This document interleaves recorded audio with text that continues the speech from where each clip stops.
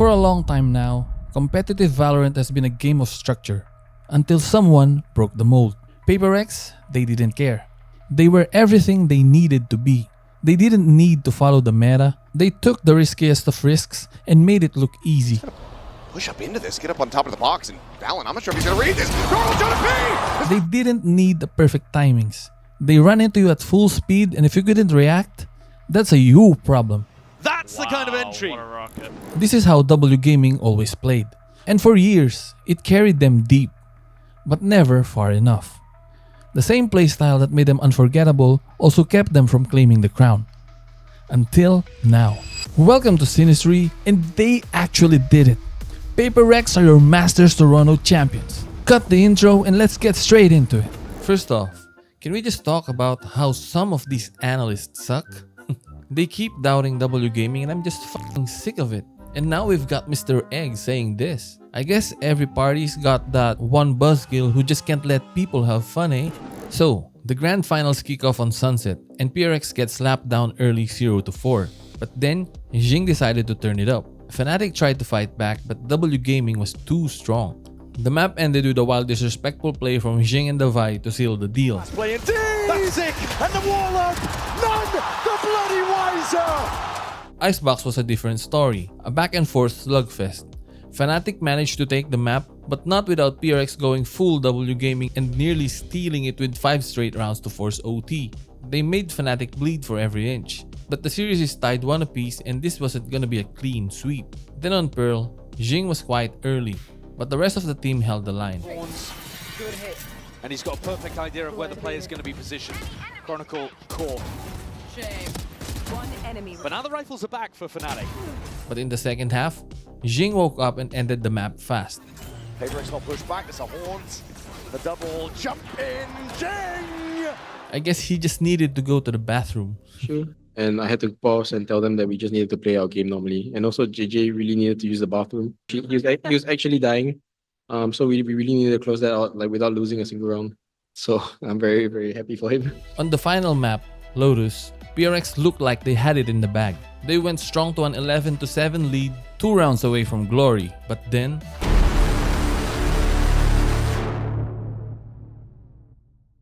it was a slow motion disaster. You could see the confidence draining as Fnatic clawed back round after round.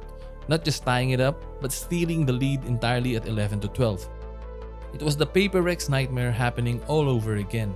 But just when it seemed like history was about to repeat itself, Forsaken snapped back to reality There goes gravity. and decided he wasn't interested in that script. He went nuclear, clutching a massive round to drag them into overtime. They put themselves on championship point in OT, but the final round was a disaster. Paranoia sweeps forwards, Alpha! Playmaker once more! It became a 2 versus 4. It should have been over, but somehow, against all odds, the last 2 players standing, Forsaken and Something, pulled off the impossible, clutching the unwinnable round to take the trophy. Patience is there, but a Paranoia, hold on, you till out into your hands, Forsaken! He's out of the fights! And Something is wrecking them! From on high, PaperX, do it all! Time for the takeaways.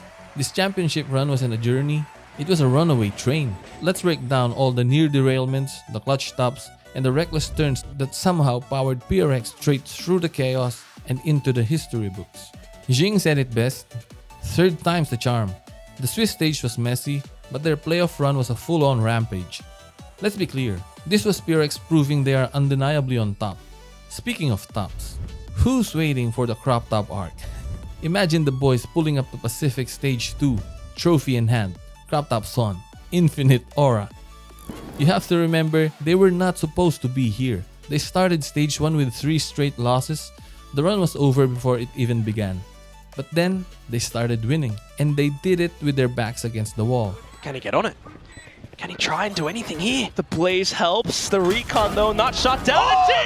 He goes for the... They had 0 room for error.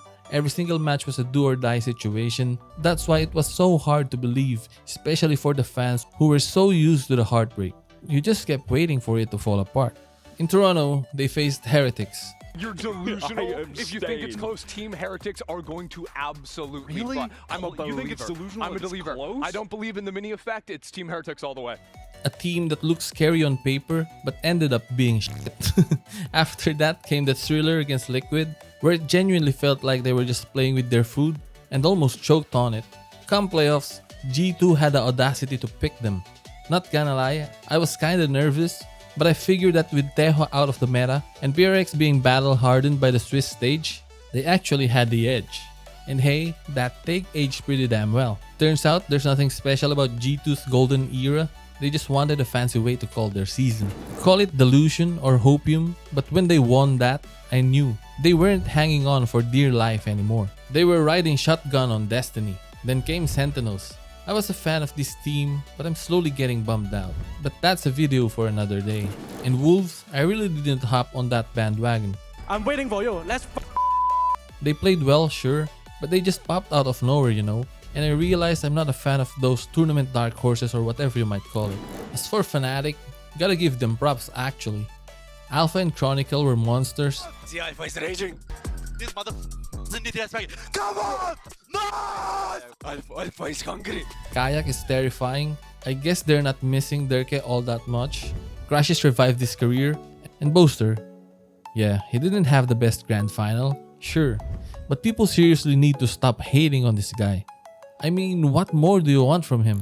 The man led 4 different versions of Fnatic to several grand finals, and when he's not doing that, he's either dancing or spreading good vibes. Like, to hate on this guy, that's just crazy to me. Seeing Alecks smile is a rarity, but after the win, he can finally take it easy. For now, because the train has pulled into the station, parked just long enough before Pacific Stage 2 starts on July. And if you're still hesitating to hop on the PRX train, this is your chance. Also, do not forget, Pacific is the best region. I ran a poll in our humble corner here, and there's no doubt, Pacific is on top. Now let's sit back and wait for the excuses to start flying in. We all know it's coming, and it's probably going to be something like, well, they only won because they didn't face X team here, but they can say whatever they want. PaperX made history while their team went home early. Another thing that these haters would say is that the team just got lucky, especially during the Swiss stage. But if you break it down, the near derailments didn't come from their opponents. That 12-1 disaster against Liquid, that was PRX taking their foot off the gas, not Liquid stepping on theirs. Up 11-7 on Lotus only to fall behind 11-12? Sorry Fnatic fans, but that wasn't you. That was the boys fighting with their demons. The truth is, the only thing that ever came close to stopping PaperX was Sentinel. No. It was them. It was PaperX. It was themselves. They were in control of their fate the entire time, and it was just a matter of whether they actually wanted it. And well, they really wanted it. And just like Alecks, you better believe it. This is how PRX fans' lives are now. Forget about LeBron. This is Alex's meme now. LeBron James. So while we're at it, let's not just glaze the players, let's talk about what they became. Every championship team is a story, and every player has a role to play.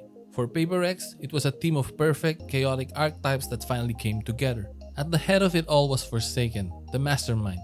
He's the definition of ultimate aura. If you don't believe me, just ask his opponents. His mere presence is enough to give them cold feet. He's played nearly every agent, and now he's mastered the ultimate challenge, leading this chaotic team as their IGL. If this is the new standard for IGLs, then good luck to everyone else. Forsaken is a literal one of one. Like seriously, I can't think of anyone that can match what he did in the whole tournament. Every mastermind needs a showstopper, and for PRX, that was Jing, the one-man highlight reel. Every time he's in the server, you're not just watching a match. You're always waiting for the next insane clip. It's the chaos you mentioned. The way he opens sights, gets right in your face, and creates a legendary moment out of thin air. He is the living embodiment of W gaming because his goal isn't just to win the round, it's to do it in the most spectacular, unforgettable way possible. Chaos needs a foundation, and that foundation was Defy! the anchor. Do you guys still remember that heartbreaking loss where he flashed himself? Slasher trying to clear as much as possible, goes in for the tap, the flash. Oh, he's self-blinded! Those dark times are over. This tournament, Devi was the steadiest hand on the team. He was a Swiss Army knife. One round anchoring with support, the next wiping out the enemy like a one-man army. Try now. gonna have to do work here. So BB does well to find them. Oh! I told you before, this man is... In the finals, he popped off hard and you could see how badly he wants this win. He is the redemption arc that provided the stability this team desperately needed to finally triumph. While the showstopper is breaking the front door, every team needs an assassin striking from the shadows. That was something. His impact might go unnoticed because he's doing the dirty work, lurking solo, breaking setups, but that's what makes him so deadly. One round he's playing calculated, the next he's dry pushing an angle with an op just to wreak havoc. In a meta where Yoru is thriving, he was their X factor. His presence is loud, unpredictable, and absolutely necessary. What happens when your plan goes wrong? You need a miracle worker. Enter Patman, the prodigy.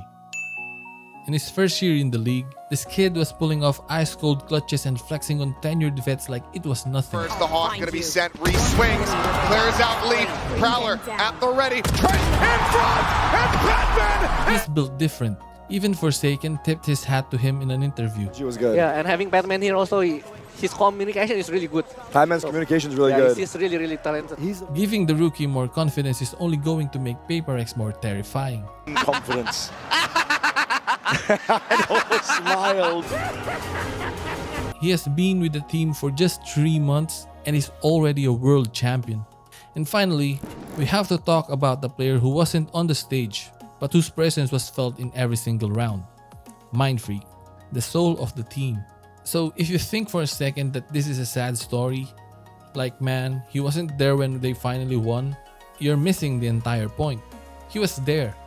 The way this team plays, the culture they built, the very foundation that led them to finally break the curse, that is Mindfreak. His fingerprints are all over this run, and this trophy belongs to him just as much as it does the boys on the stage. Because sometimes, triumph demands sacrifice. This championship wasn't built in Toronto, it was built over years, on a foundation of heart and soul provided by players like him. Okay, let's also talk about the laziest take I've ever heard about this win. The idea that PaperX only won because the meta and the map pool were practically hand-delivered to them on a silver platter. If that's what you saw, you weren't paying attention. What this statement is really saying is that it's a massive skill issue. It's an admission that while PaperX was evolving, your favorite team was stuck in the past, praying their outdated Teho strats would still work. Teho is dead. Your team didn't adapt. They didn't learn, and they got rolled. This wasn't about luck.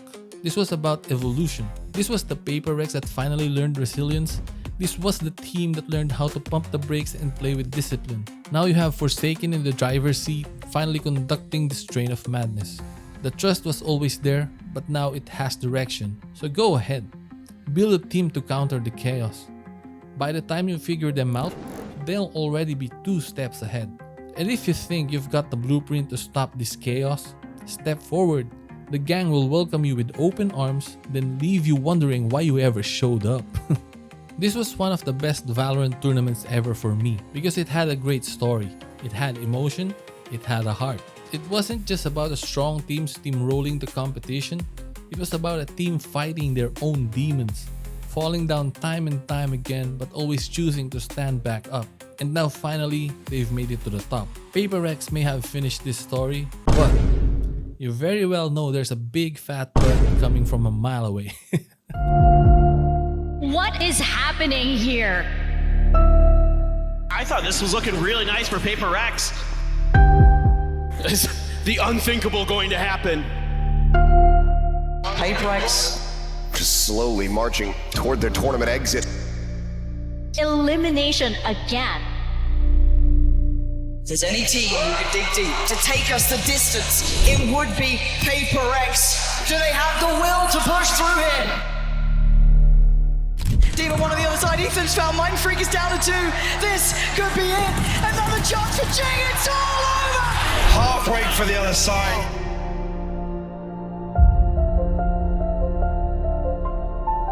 Heartbreaking for them, heart-wrenching. The princes who never became kings. For PaperX, it'll be a hard pill to swallow.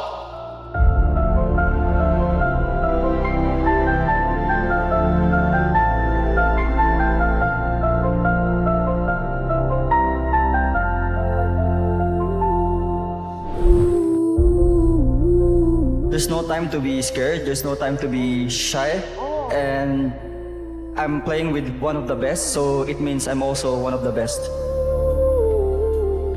PaperX will be making it into the playoffs, and PaperX end this out. Final score 30-2. They've been going up and down, but here they are in playoffs, and track by track, PaperX are not done yet. PaperX have qualified to Masters Toronto.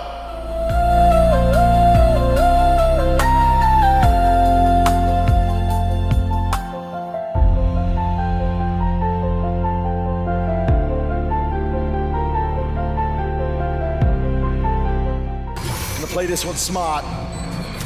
Patience is there, but a paranoia. Hold on, Util out of your hands. Forsaken. He's ISO'd the fights. And something is wrecking them from on high. PaperX is wrecking them from on high. PaperX do it all.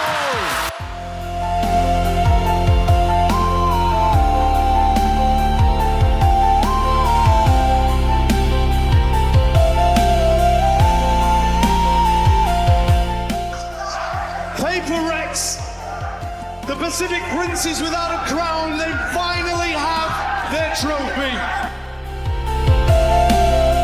This is simply not the PaperX of old. You are watching a new team.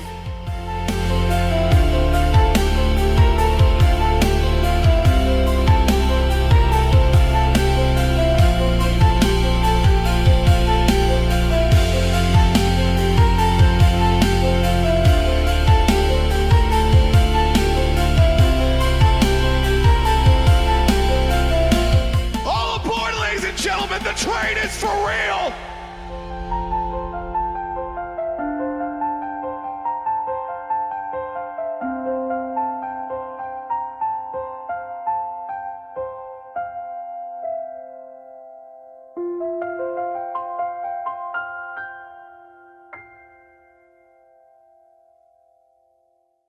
This isn't the ending. This is just the start of a whole new chapter in PRX's wild ride.